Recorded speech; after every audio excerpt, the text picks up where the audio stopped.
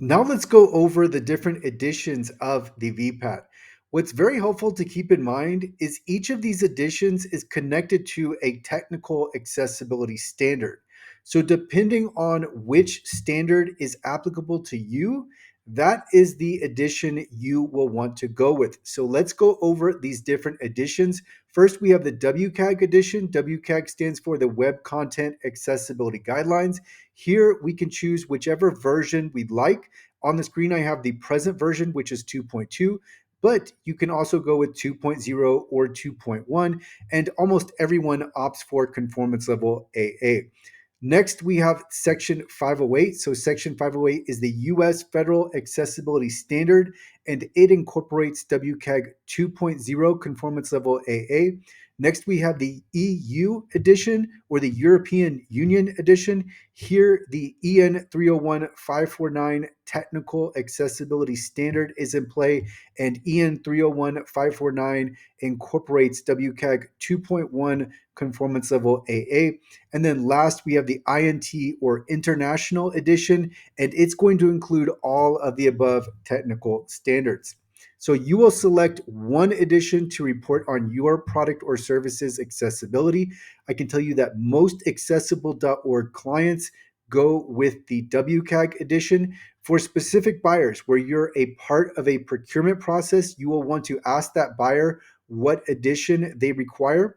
And then for general ACRs, where you're entering in a target market and you know that you will need an ACR, you will want to select the VPAT edition that best matches your target market.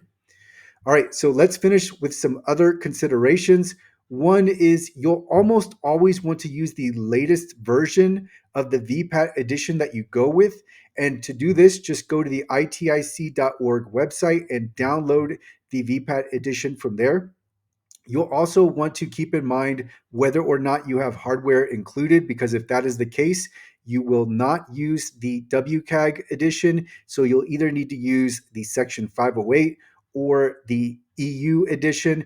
And it's very likely that you will end up going with the INT edition. But just keep in mind, if you have hardware that is included in your product or service, then you'll need to go beyond just the WCAG edition. WCAG is going to cover digital assets, and the higher the WCAG edition, the more difficult conformance will be. So just keep that in mind if you want to have as clean as VPAT as possible.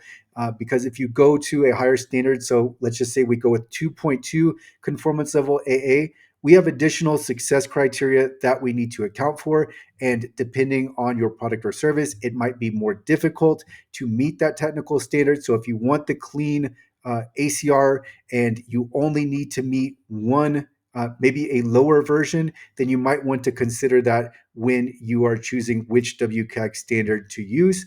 And then last, keep in mind that the INT, while ideal that we would include all of the technical accessibility standards and be able to cover any potential buyer, it's going to take much longer to fill out, and there are going to be more accessibility criteria that we need to go through and account for. And again, it can be difficult to meet all of the different criteria.